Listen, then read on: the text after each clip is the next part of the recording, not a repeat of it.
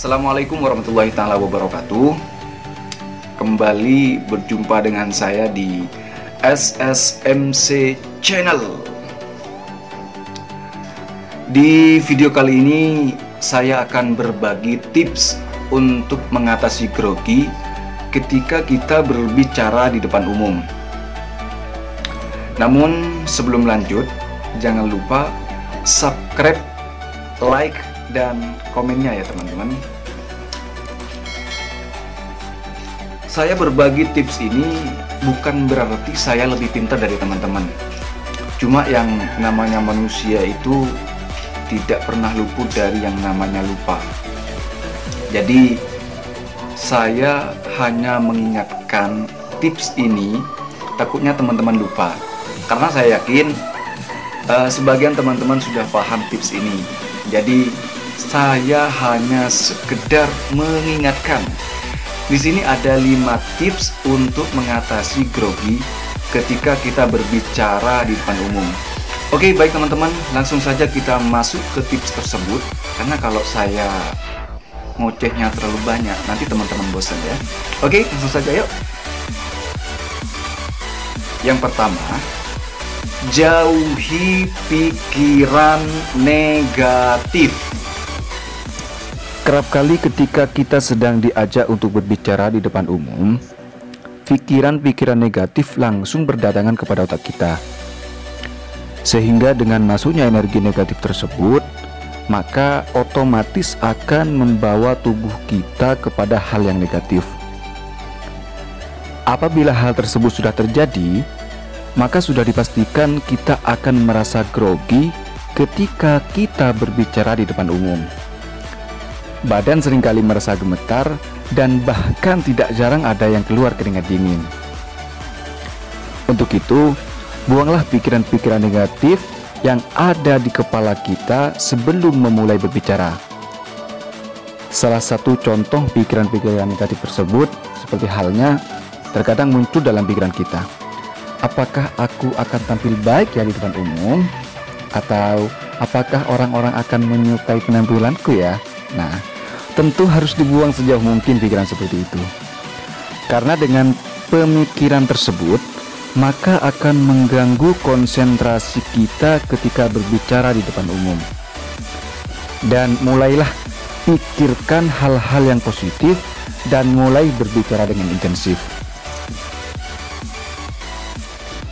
Yang kedua, persiapkan materi dengan matang.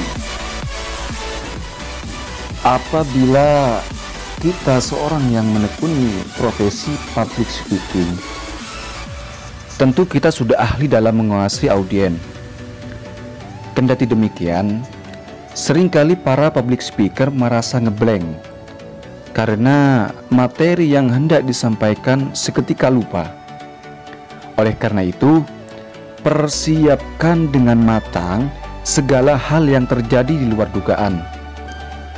Memilih kata yang tepat saat menuliskan materi tentu akan mudah diingat. Apabila lupa akan kata tersebut, maka setidaknya kita mempunyai cadangan kata yang selalu melekat di pikiran kita. Dan juga mempersiapkan planning A sampai Z tentu menjadi hal yang penting bagi seorang public speaker. Pasalnya, kita tidak akan pernah tahu apa yang akan terjadi ketika kita berada di depan umum. Jadi persiapkan materi sematang mungkin. Yang ketiga, berlatih sebelum berbicara.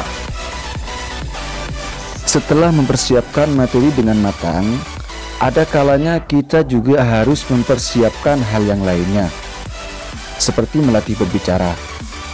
Kita dapat melakukannya di hadapan cermin dan mulailah berbicara.